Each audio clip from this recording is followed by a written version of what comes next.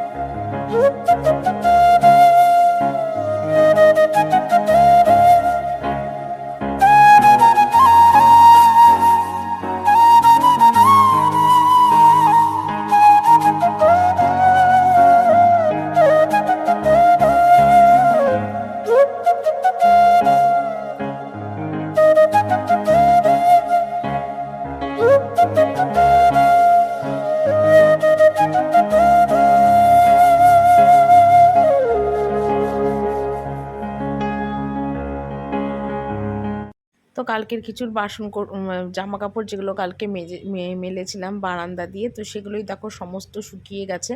তো সেগুলোই তুলে নিচ্ছি, কারণ এগুলো না তুললে আমি জামা কাপড় মেলতেও পারবো না, তারপর ঘর মুছতে পারবো না, বারান্দা মুছতে পারবো না। তো সেই জন্য এগুলোকে ফাঁকা করে দিচ্ছি, শুকিয়ে গেছে মোটামুটি। তো তারপর দেখো আমি কিন্তু নিচের কাজটা করে এসেছিলাম, করে এসে তারপর কিন্তু আমি এখানে ঘর মুছছি। কারণ তোমরা ভেবো না যে ঘর মোছার জামা কাপড় বা বাসন মাজার জামা কাপড়ে এসে শুকনো জামা কাপড় ধরেছি, আমি সেটা কখনো করি না। কারণ আমার ভীষণ ঘৃণা লাগে যে বাসন কুসন মাজবো এঁটো কাটা সারাদিনে, তারপর আবার সেগুলো নিয়ে জামা কাপড় ধরবো, ধোয়া জামা কাপড়, আমার ভীষণ ঘৃণা লাগে। তো সেই জন্যে আমি কিন্তু মোটামুটি যত বাসি কাজ আছে সেগুলো সেরে নিয়ে তারপরে কিন্তু আমি কাজে হাত দিই। আর জামা কাপড়টা তো দেখলেই বিছনা টিছনা তুলে নিয়ে তারপর কিন্তু জামা কাপড় তুলে নিচের কাজ সেরে ওপরে এলাম ঘর মুছতে। তো এখানে আমার ঘরটা মুছবো, সামনে বারান্দাটা মুছবো, এইটুকুনি আমার মোছা। কারণ রোজ তো আর পুরো বাড়ি মোছা সম্ভব হয় না, আমার মুছিও না। যখন মুছি তখন তোমাদের কাছে সেটা শেয়ার করি, আর একার হাতে এত কাজ একবারে করাটা সম্ভব হয় না। কারণ আমিও একটা মানুষ, তো সেই কারণের জন্য সব কাজ পরিপূর্ণভাবে একা হাতে পুরো কমপ্লিট করা যায় না। যাই হোক, এখানে ঘরটরগুলো মোছা কমপ্লিট করছি, করে নিয়ে চলে যাব সোজা ওপরে চান করব। টুকিটাকি কিছু কাচার আছে, সেগুলো কমপ্লিট করব, করে নিয়ে তারপরে রান্না বান্না যা কাজকর্ম আছে সেগুলোকে করব। এমনিতেও সকালবেলা উঠে মানে কাজকর্ম ফার্স্ট স্টার্ট করতে ইচ্ছা করে না, একটু আলস্যি লাগে বটে, কিন্তু যাই হোক তবু করতে হবে, করার কিছু নেই। তো যাই হোক, তারপর দেখো একদম ঘরটর মুছে নিয়ে কিছু জামা কাপড় ছিল সেগুলো কাচলাম, তারপর স্নান করলাম, করে দেখো যেগুলো কালকে বারান্দায় মেলেছিলাম সেগুলো দেখলাম সব শুকিয়ে গেছে। তবে প্যান্টগুলো শুকোয়নি, ওগুলো একটু ভেজা ভেজা ছিল, সেগুলো উল্টে পাল্টে দিয়েছিলাম। আর নাইটিগুলো সমস্ত শুকিয়ে গেছিলো, যেহেতু ওগুলো পাতলা, তো সেগুলোই তুলে নিলাম। আর যে কটা কেচেছিলাম সেগুলো এবার এই বারান্দা দিয়ে মেলে দেবো, কারণ ছাদে কিচ্ছু মেলা যাচ্ছে না, কারণ প্রচণ্ড বৃষ্টি হচ্ছে, প্রচণ্ড বৃষ্টি, সেই জন্যে সমস্ত বারান্দা দিয়ে মেলে দিচ্ছে। অনেক দিন ধরেই বারান্দা দিয়ে মেলি, কেন গরমকালে আবার ছাদে মেলা যায় না রোদের জন্য, আর বর্ষাকালে মেলা যায় না বৃষ্টির জন্যে, মানে যেদিকে যাব সেদিকেই সমস্যা। তো যাই হোক, এখানে সব মেলে টেলে দিয়ে নিচে যাব, নিচে গিয়ে চুল টুল আঁচড়াবো, একটু চা খাবো, কারণ সকালবেলা থেকে এখনো পর্যন্ত চা খাওয়ার টাইম হয়নি। চা খেয়ে বিস্কুট খেয়ে তারপরে আমি আমার কাজকর্মে হাত দেবো। তো আজকে ডিম নিয়ে এসছে তোমাদের দাদাভাই, তো বলছিল আর কি, তো সেই নিয়ে এসছে, তো সেটাই করব। ডিম টিম রান্না করে নিয়ে তারপরে বাকি কাজকর্মগুলো করব। তো চলো, সারাদিনের সাথে তোমরা আমার সাথে থাকো, কি করি না করি, কী কাজকর্ম করি, সবটাই তোমাদের কাছে শেয়ার করব। আর যেটা তোমাদের সামনে দেখাই সেটাই কিন্তু আমার রিয়েল লাইফ, এবং সত্যিটাই তোমাদের কাছে দেখাই, যা বলি সেটাও সত্যিই বলি, মিথ্যে কিছু নেই, মিথ্যে দিয়ে কোনো কিছু হয় না আমি মনে করি। যা করতে হবে সত্যি দিয়েই শুরু করতে হবে, সত্যি দিয়েই শেষ করতে হবে। তারপর ঘরে এলাম, চুল টুল আসছে, সিঁদুর পরলাম, আর এখানে মাকে একটু ধূপকাঠি দেখাবো, ধূপকাঠি সিঁদুর পরালাম মাকে। এইসবগুলো তো রোজ সকালবেলা চান করে এসে আগে করব, করে ঠোরে নিয়ে তারপরে বাকি কাজকর্ম করব, কারণ আমি মাকে ধূপকাঠি না দেখি, সিঁদুর না পরিয়ে মুখে কিছু আমি দিই না, এটা আমার নিয়ম আর কি। আর এখনকার দেশলাইগুলো এত বাজে হয়েছে, একটা দেশলাইতে না হয় না, ড্যাম দেশলাই একদম হয় না। তো তারপর এখানে ধূপকাঠি দেখিয়ে তারপরে চা খেতে বসবো, চা খেয়ে যাব নিচে, নিচে গিয়ে তোমাদের দেখিয়ে দেবো কি সবজি বাজার বা কী বাজার হাট এনেছে না এনেছে সবটা তোমাদের দেখিয়ে দেবো। দেখিয়ে দিলে মোটামুটি কাজ আমার কমপ্লিট। তারপরে রান্নার কাজে হাত দেবো, রান্না বান্না করব। যাই রান্না করি না কেন সেটা তোমাদের কাছে শেয়ার করি, ভাত করলে ডাল করলে যাই করি না কেন, সিদ্ধ ভাত করলে সেটাও তোমাদের কাছে শেয়ার করি। তো তারপর দেখো ধূপকাঠি দেখালাম, দেখিয়ে এবার আমি এলাম নিচে, আর নিচে এসে দেখলাম যে টেবিলের মধ্যে সমস্ত একদম ডিম টিম সাজানো। তো এখানে অনেকগুলো ডিম এনেছিল, প্রায় বোধহয় 18টা না 20টার মতো ডিম এনেছিল। দুবেলা ডিমের ঝোল করে রাখবো আজকে, এবেলা আর করবো না। তারপর ওদিকে ভাত বসালাম, ডিম সিদ্ধ বসালাম, বসিয়ে দিয়ে এখানে টেবিলটা মুছে নিচ্ছি রোজকার মতন, যেটা আমার প্রতিদিনের কাজ, তো সেটাই করে নিচ্ছি আর কি। তো যাই হোক, আর ছেলে খাবে ডিমের অমলেট দিয়ে ভাত, কেন একদম সকালেও ডিমের ঝোল দিয়ে ভাত খেতে চায় না, ও ডিমের অমলেট দিয়ে ভাত খেতে বেশি পছন্দ করে, তার সাথে একটু ডাল সিদ্ধ হয়ে গেলে আর কিছু লাগে না। তারপর বাবুকে দিলাম খেতে বসিয়ে দিয়ে আমি আমার রান্নায় হাত দিলাম। আর এখানে দেখো ডিমের জন্যে কষিয়ে নিচ্ছি, পেঁয়াজ রসুন আদা, আলুটা আগেই ভেজে রেখেছিলাম, কুচি করে টমেটো রেখেছিলাম, এটা দিয়ে ভালো করে কষাবো, কারণ আলুটা একটু শক্ত শক্ত ছিল সেই জন্যে।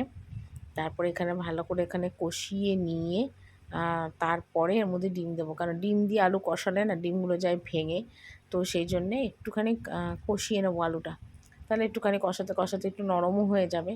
তারপরে এর মধ্যে জল দেব, ডিম দেব, একটু গরম মশলার গুঁড়ো দেবো, ব্যাস। আর দেখো মশলাটা কি সুন্দর কষে গেছে, মশলা থেকে একদম সুন্দরভাবে তেলও ছেড়ে দিয়েছে, সুন্দরভাবে তেল ছেড়েছে। তো তারপরে এখান থেকে দিয়ে আলু দেবো, জল দেবো, মশলা কষানো কমপ্লিট। তারপরে এটা একটু আলুটা সিদ্ধ হবে, নুন মিষ্টি সব আগেই আমি দেখে নিয়েছিলাম, মোটামুটি পরিমাণ মতনই দিয়েছি। নামানোর আগে যদি মনে হয় একটু কম তাহলে একটু দিয়ে দেবো। তবে আলুটা একটু বেশিই দিয়েছিলাম, যেহেতু দুবেলার ডিমটা থাকবে সেই জন্য আর করবো না। ডিম না থাকলে একটু আলু দিয়ে ঝোল দিয়ে কিন্তু খাওয়া যায়। আর আজকে ঝোলটা খেতে হয়েছিলো একদম পুরো মটনের মতন, যেন মনে হচ্ছে মটন কষা করেছে, এত সুন্দর একটা গন্ধ বেরোচ্ছিলো ডিমটা দিয়ে। আমাদের আজকে রান্নাটা দেখিয়ে দিই, এখানে প্লেন সাদা ভাত করেছি। আচ্ছা, এখানে শাশুড়ির জন্যে পটল আলু দিয়ে একটা মাছের ঝোল করেছি প্লেন, পটল আলু দিয়ে মাছের ঝোল। আর এখানে ডিমের ঝোল, এটা ভাগ্নির আর ছেলের, দুজনের আলাদা আলাদা করে আগে থেকে বেড়ে রেখেছি। আর এটা হলো আমাদের দুপুরের ডিমের ঝোল, ঠিক আছে, এটা দুপুরের ডিমের ঝোল। আর এটা হলো রাত্রিবেলার ডিমের ঝোল, একদম আলাদা আলাদা করে বেড়ে রেখে দিয়েছি, ঠিক আছে। আর এখানে একটু পেঁয়াজ কুচি আছে, একটু ডাল সিদ্ধ আছে। তো এই ছিল আজকে দুপুরের মেনু।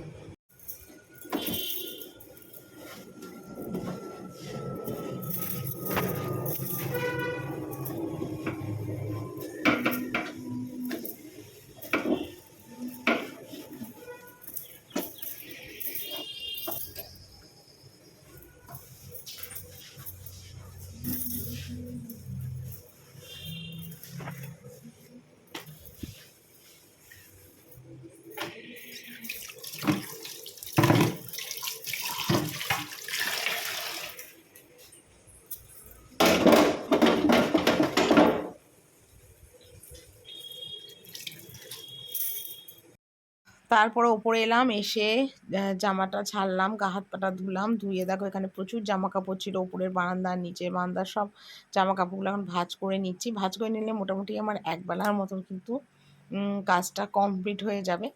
আর বিছনায় রেখে কিছু করলাম না, একদম ডাইরেক্ট চেয়ারে ছিল জামা কাপড়, সেখান থেকে নিয়ে ভাঁজ করে রাখছি। আর বর্ষাকালে তো একদিনের বেশি, দুদিন লেগে যায় জামা কাপড় মানে শুকোতে, বিশেষ করে পাতলাগুলো যাও শুকোয়, ভারী জামা প্যান্টগুলো শুকোয় না। তো যাই হোক, এখানে সমস্ত একদম সুন্দর করে গুছিয়ে নিচ্ছি, জায়গা মতো রেখে দেবো। তো চলো আজকে ভিডিওটা এখানেই শেষ করছি, কালকে সুন্দর ভিডিও নিয়ে চলে আসবো। সবাই ভালো থেকো, টাটা।